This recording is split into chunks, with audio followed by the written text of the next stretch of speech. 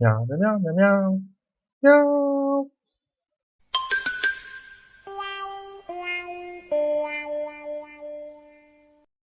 你好，这里是猫叔。正如之前咱们在直播时说的啊，考虑到史实传大殿的特殊性，我们会做一期这艘称在来福的6级加值日巡的评测。没错，大殿是一艘史实船。1930年代末，日本海军在阿贺野级的基础上，在丸四计划中计划建造7艘新锐轻巡丙型巡洋舰。那作为设想中的7支潜艇战队领舰来设计，那大殿也就应运而生。基本是采取阿贺野的一个船体构造装备最新式的2座3连装155毫米主炮和4座双连装长100毫米炮。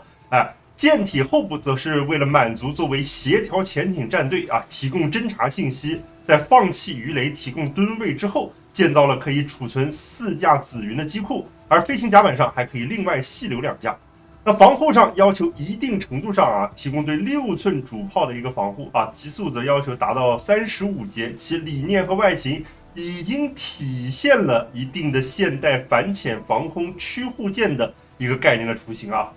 那么，但是现实呢，在当年总是比这个设想比日本人的设想要骨感的多1941年于武港开始建造的这个大殿级巡洋舰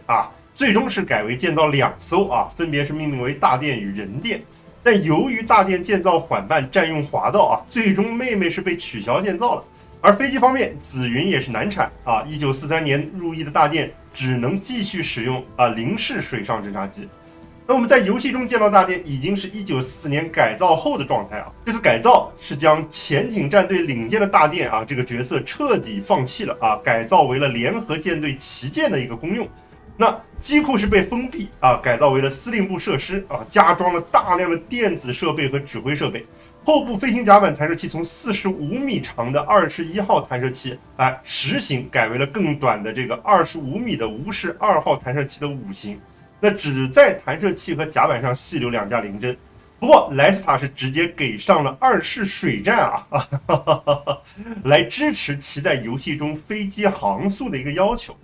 那装甲方面在主装上，甚至莱斯塔是慷慨的直接给到了76毫米比原计划中要多出16毫米，那可能也是他们的自己的考证。而中段甲板是给到了25毫米，那船壳方面的话，自然是符合6级轻巡标准的16毫米的一个船壳那核心舱的结构方面的话，则是一个也好不到哪儿去是吧？一个中段轮机段高于水面，而且高出不少的一个这么一个老式核心舱。那么炮塔段是在潜水的一个状态，这个也和某些日巡也是航巡非常像是吧？那么潜水阶段不管是多厚，其实都已经非常的安稳了，因为它确实潜下去不少。但是水上核心区这一段的话，那是非常容易脆弱，而且前后挡板的话也都是只有35毫米的厚度，非常非常的薄。那么也就是说，达利特的硬生存你就千万别指望太多了。那完成改造之后，大殿是于1944年10月再次随第1机动部队投入莱特湾海战那遭受空袭，但是轻伤生还。那之后也参加了里号作战和北号作战，还都非常成功，对吧？那最终是在1945年7月24日，在武港附近的潜水区域被3发500磅炸弹命中。又在4天之后被空袭近视弹破片击穿，导致进水，最终是侧翻触底躺下的大殿就这样一直待到了战争结束后的11月才被从海军除籍，最终是在1947年9月20号被打捞上来并拖往干船坞，最终是在1948年完成了拆解。大殿的名字也是符合日本海军的命名传统取自流经日本九州宫崎县与鹿儿岛县流入太平洋的大殿船OK， 说了这么多，我们还是赶紧进入到浩舰的数据工具之中，来看看这艘6级加值日巡或者说是一艘航巡，数值是给到几何。好的，我们来到浩舰的数据工具之中那么我们也就是航巡6级，那么也是独一户了是吧？那么我们这里拿一个标准的火力轻巡格拉斯加值火力轻巡作为一个对比，但同时作为这个船体的基础，或者说是这个演化的上一任阿科也来在这里同样的也作为一个对比的对象。OK， 那么阿科也这里是5级，也提醒大家注意那大殿血量方面或者叫船体方面，可以看到31200的血量和格拉斯是完全一样双方的吨位也就差了2吨非常的巧是吧？那么鱼雷防护方面的话则要差很多，只有4%那水面隐蔽的话则要好很多，9.59%，甚至比阿赫野还要好啊。那么空影的话来到了5.81的原因是因为他们的防空，我们知道它是有长100的防空的，非常的先进。而烟内开火隐蔽这里显示是0的话，是因为来福已经做了一个标准化的烟内开火隐蔽了，对吧？那作为一个轻巡的话，我们的烟内开火隐蔽是6公里啊。那最大航速方面的话，35.3节比格拉斯的基础航速还要高，那和阿赫也几乎持平。但是可以看到转舵时间方面的话，和格拉斯也一样，而转向半径的话则要大很多。可以看到这艘船192米的长度可以说是非常非常长了。为了尾部的这个空间，它在阿赫野的基础上可以说是在长度或者说在整个体型上还是做了很大的一个扩大，来为保证自己的机库和这个水上机的平台啊。那么核心高度方面的话，有所优化1.71，但甲板高度方面的话也只是和阿赫野差不多啊，降到了4.23。推入力方面的话，11万的隐形出力来到了9.62，不如阿赫野11.66啊。那阿赫野这个机动我们说几乎等同于驱逐舰了。那么相较于格拉斯来说的话，人家有一个法国人有隐形加力很正常吧，而我们没有。但我们这个推重比作为巡洋舰来说也还是不错的啊，也还是不错的。OK， 来看主炮方面，那主炮显然不会是我们的一个非常有特点的方面，但是我们还是在这方面有一定的优势，虽然有比较大的一个劣势。那么首先优势是什么啊？优势就是我们拿到了一个驱逐舰的这个水平散布公式，对吧？一般而言的话，这个155炮在这个日本巡洋上面拿不到驱逐舰，是吧？但是我们是拿到了，但是坏处就是我们只有6炮，所以给了一个驱逐舰散布作为一个弥补啊。而且装填时间的话，我们只有6炮的情况下要10秒钟的装填。那格拉斯这边的话，可以看到9炮152 8.1秒装填，即使是5级的阿赫野6炮，它也有8.5秒的装填。那当然了。它的这个152啊，日本人的老式152或者叫新式152和我们这个新式155相比的话，在弹道穿针方面其实是有比较大的一个差距的。可以看到我们这个飞行时间是和法国人类似的一个状态，在14公里是一个9.29秒，而阿赫野这个炮那简直确实它是驱逐舰那一桌是吧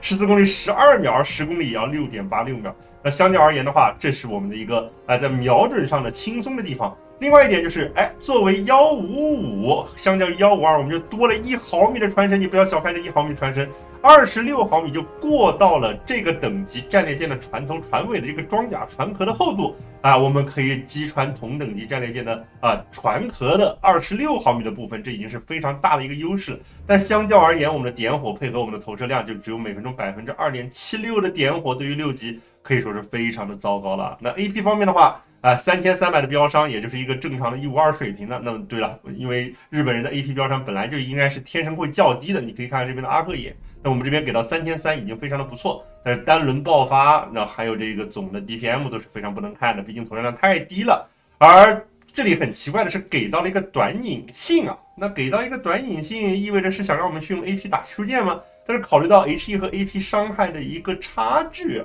我们又没有特跳，对吧？这个差距过小，那不如 HE 来的稳定，所以这个0.01的引信长度其实有点不太明白是为了什么，是吧？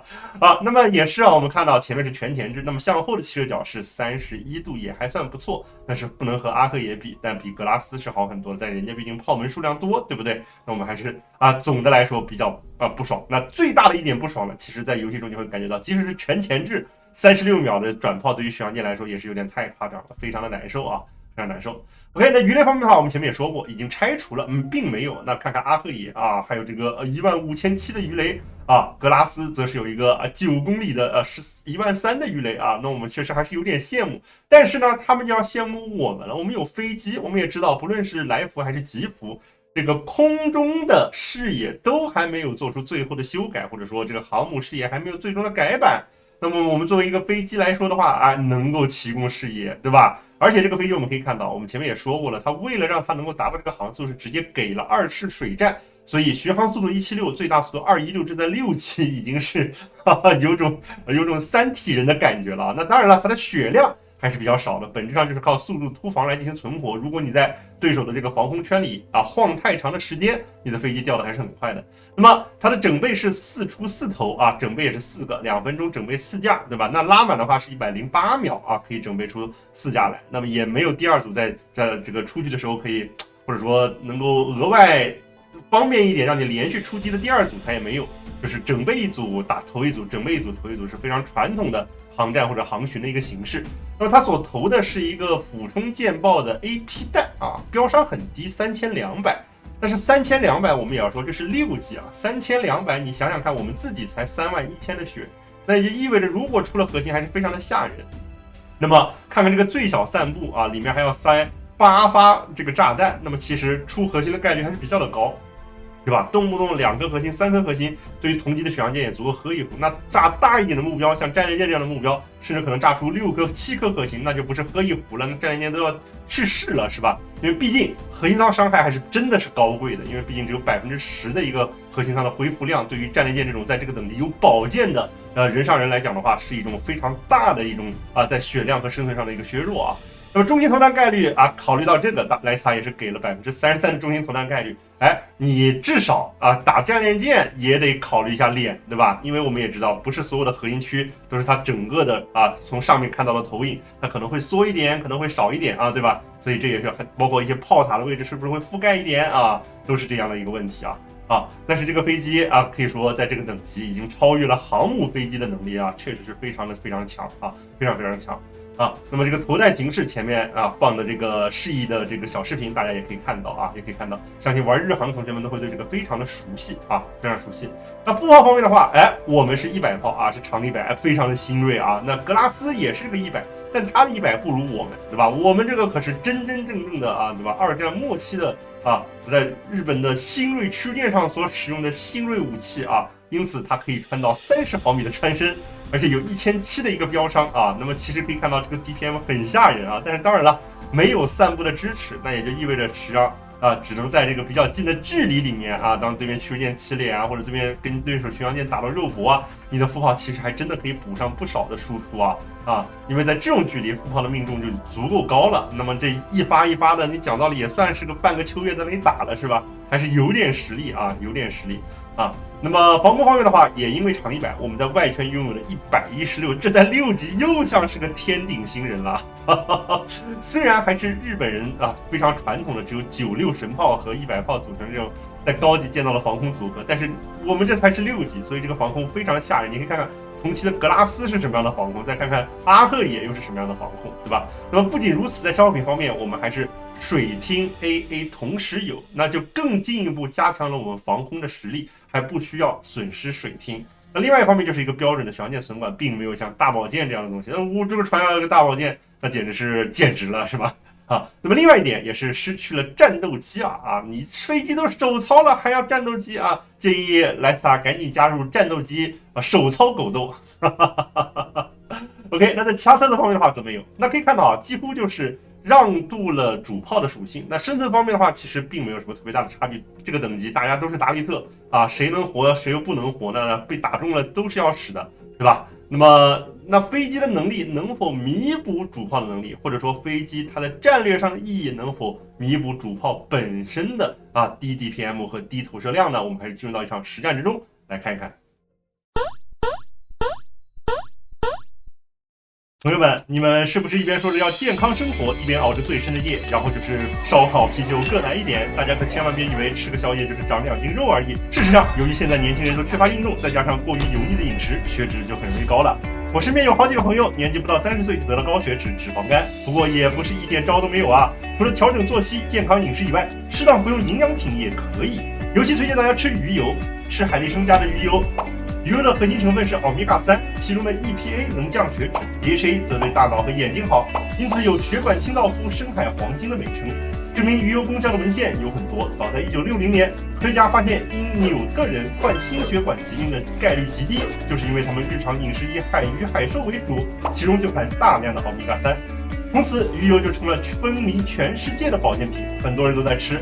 海力生这个牌子可是有70年的历史了，他们还与浙江海洋大学等机构联合成立了海洋生物研究院，一直致力于海洋生物中提炼活性物质，做成各类药品和保健品。早在80年代初，他们自研的降血脂药多西康就畅销全国。几十年的鱼油提纯史真不是开玩笑的。市面上的鱼油有很多，但是不同结构的欧米伽3吸收效果差距很大。此次海力生研究团队就采用了最好的2T结构，其吸收率是传统意义型鱼油的3倍。海力生还针对不同人群的需求，推出了2款产品，小绿瓶除了 EPA 以外，还有18%的 DHA， 适合血脂还不高但平时用眼用脑较多的人群。小蓝瓶的 EPA 纯度高达90%，更适合指数明显超标的人群，比如送家里的长辈就很合适。目前市场上达到这个程度的产品不多，而且价格是小蓝屏的2倍以上。海力生作为老国货，希望大家都能用上高性价比的好产品。大家可以在评论区领我的专属优惠券，就能在店铺促销价的基础上再优惠，买组合装还多送一瓶旅行装，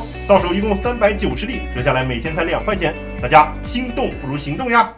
好的，我们来到了一场发生在低级地图上的纯6级房的战斗啊，但是依然是要素齐全，有小人是吧？那么在这样的一个情况下，甚至这个还碰到了水友，正好在图右，哎呀，我不好说是吧？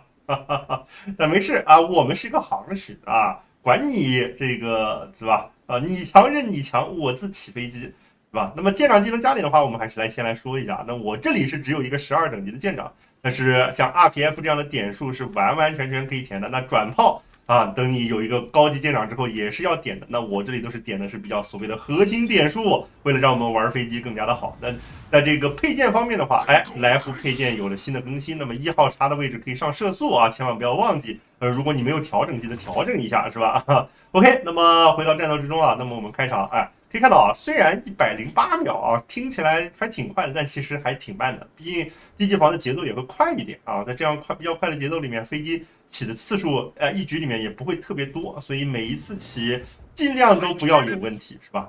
但是像在这样一个小人的房间里面，我们的走位，对吧？虽然会被点亮，但是我们对于对手飞机的杀伤还是有的，就是对手投你啊，他满边投是投得下来的，但是他会损失很大。那当然了。如果像是日航分线这样的战术机，它当然就无所畏惧了，是吧？但是也可以一定程度上杀伤对手飞机对我们的这个造成伤害的能力啊。那但是你说像这种那么厚的锐碰的水雷机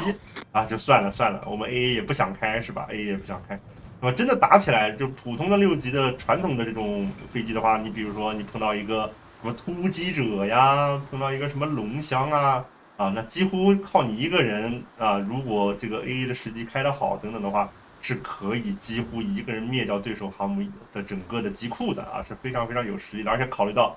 来福还有一个特点，就是它的防红炮不会黑，对吧？只会红，交过损管之后也会被修好，所以不会黑啊。在这一点情况下，当你残血有激素的加成之后，你的防空可以说是非常吓人。如果在开了 AA 之后这就是一些我们说来福的一些特色，对吧？那么在来福打航母也是需要一些更详尽的对于防空的一些认识啊，否则到残局你会发现谁都投不了，是吧？非常可怕，是吧？OK， 那么这边的话也是利用地形先躲一下对手可能战列舰的一个射击方向，然后来看看能否在对手飞机走掉之后，我们有足够的机动的空间，而不是要亮着打。这里感觉被地形提示器骗了呀！明明说可以打过去的，但对手已经一波战列舰的火力投送了过来那不愧是达利特人见人爱呀，是吧？人见人爱，这边还想帮一帮这边的打愤怒这边，但是看到愤怒拉烟之后也就无所事事了。我们继续把自己的位置调整好，第一组飞机已经准备好，我们再开一炮就准备起飞机了。看到这边有个6轮包，那么来，这一炮打过去，看效果如何？那么虽然是驱电散布了。但是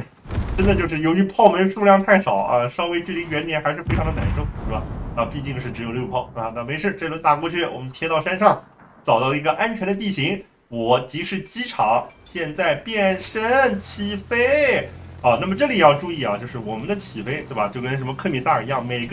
每一个航站航群都有自己的一个这个特性有的人是脖子右拧，有的人是脖子左拧。那我们是一个右手侧起飞的这个飞机对吧？那么在有些就位的时候，卡山的时候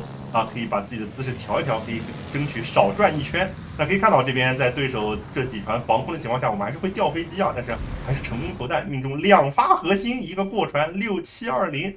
将一个本来还算是半血的纽伦堡同样也让他感觉一下从空中来的2轮堡的感觉，是吧？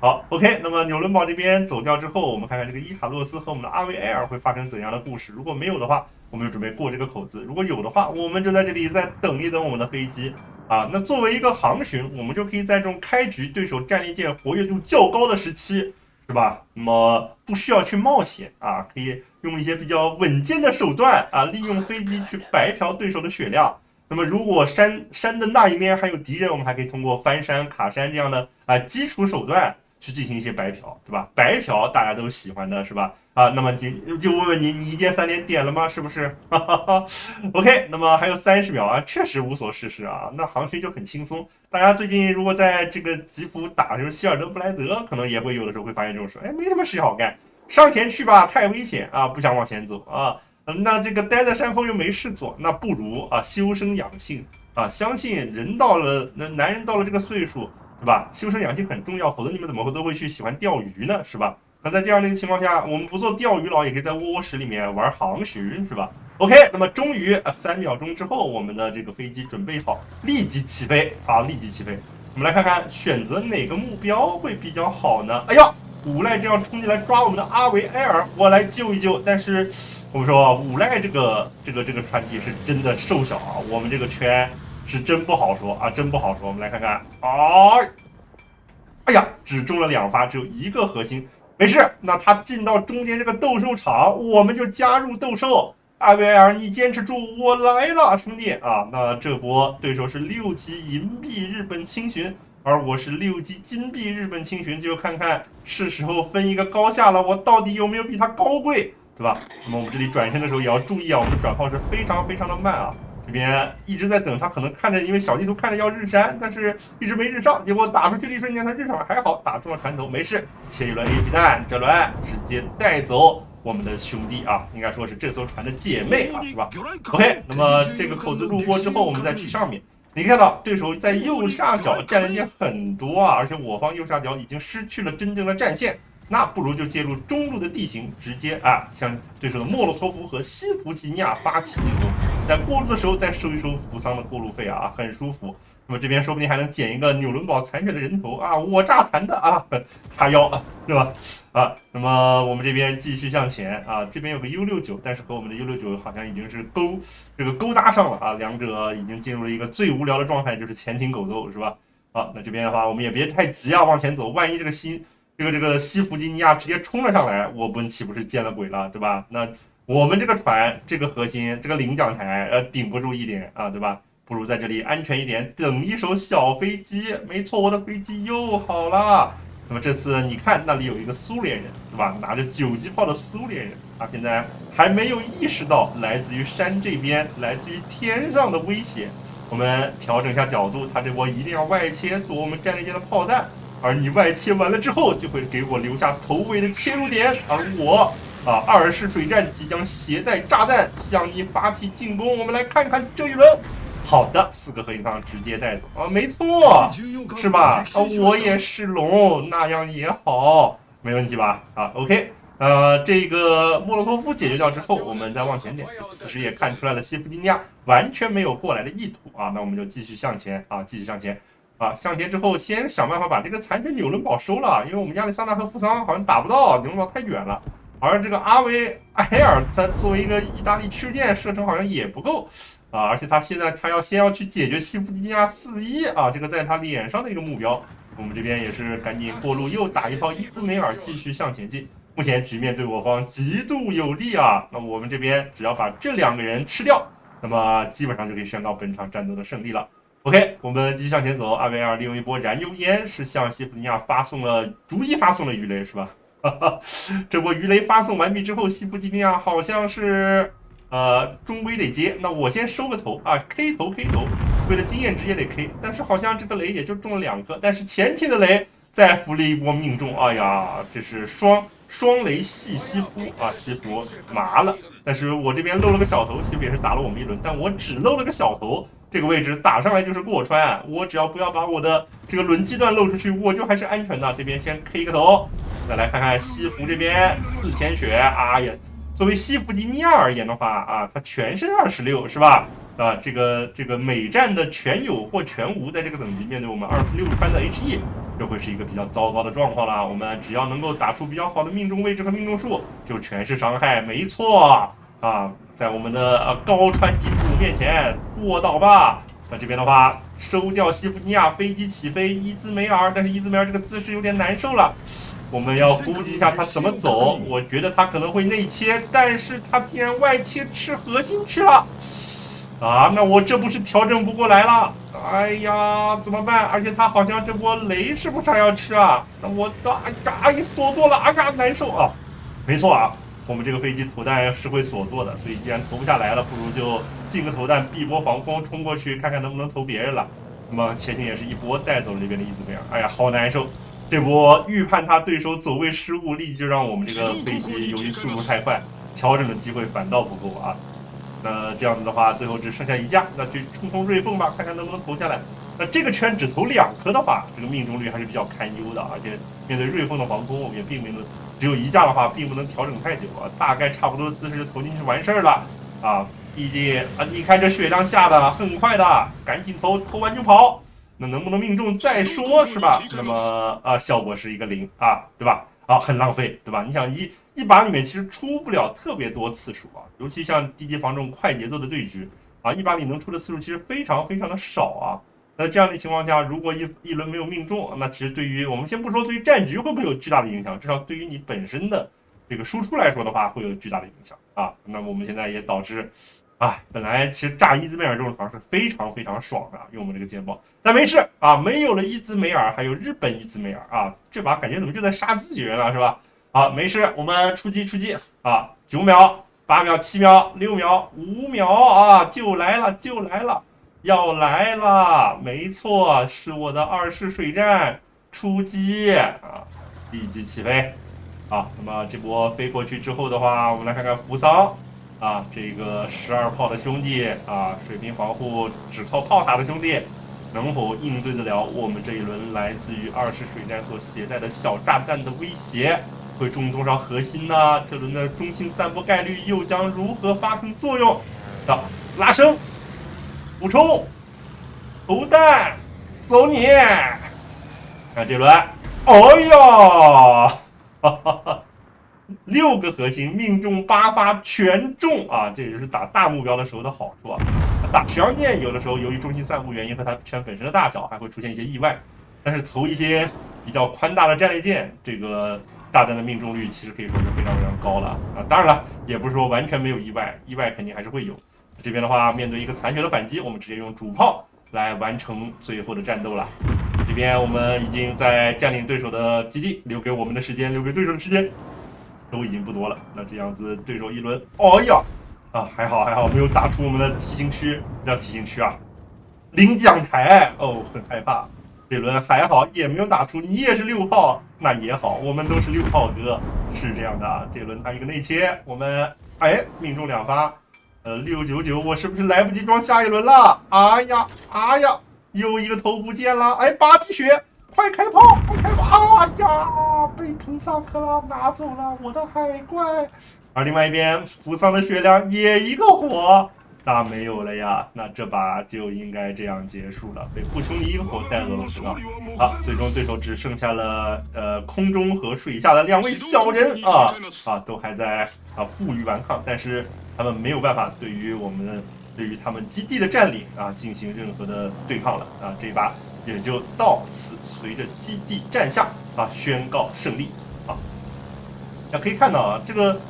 飞机本身作为输出手段，它所带来的爆发和这种威慑感，其实真的是非常的强。但本身你可以看到，在防空稍微几艘船，比如说2艘船、3艘船有防空这样船叠加起来的时候，它本身天生的血量虽然有着极高的速度，但是天生的血量依然是不太支持它能够完全投下去。但是在投像什么扶桑这样的单船的时候，则是可以应投尽投啊。那么最后，我们主炮相关的伤害竟然就只有3万不到，而用我们的这个战术飞机已经在这个12分钟的局里面打了4万2的伤害了，对吧？也确实那所以如果局面可以延迟的更久，比如说这是一个20分钟拉满的局，那么肉眼可见在战术飞机方面我们会有更多的收成而主炮方面的话，反倒可能并不会因为时间的增长有着太多更多的收益。当然了，如果你的点好，这边的火可能会多一点，但是毕竟单发只有10%的起火其实也并不咋地，是吧？那么我可以看到对纽伦堡、莫洛托夫、乌赖、西弗吉尼亚，除了西弗吉尼亚和反击还有伊兹梅尔还有这个扶桑是吧？剩下几位做出比较高额伤害的，都经历了我们的这个空中打击，甚至只经历了我们的空中打击也是非常的吓人。对吧？那么如果我们说能够在卡到一个比较好的位置，让主炮和空中打击一穷生手，然后对手还没有办法进行推进来强包你的位置的时候，我们这艘船的存在，不论是在视野方面，还是在这个天上的攻击方面，其实对于这个等级的船都有着比较大的威慑力啊，甚至对于他自己都有很强的威慑力。但当然了，自己的 AA 开启的时候，也可以威慑自己的飞机，哈哈啊，打穿防住自己全做到了啊，惊了是吧？OK，那么作为一个6级加值船，它曾经的获取手段是在周年庆里获取，是吧？那么我们也希望什么时候这艘船能够也登陆到吉服，而且我们也说这艘船还有2个形态，一个是在这个形态之前的，作为这个所谓潜艇战队领舰的这个航巡形态，还有一个在这个之后的进一步改造了的这个旗舰形态。我们希望这2者形态都能够在这个游戏里面，在不远的将来能够见到，而且有着更好玩的特色。OK， 这就是我们这一期对于大电的评测，希望对大家有所帮助，也感谢大家的收看，我们下期再见，拜拜。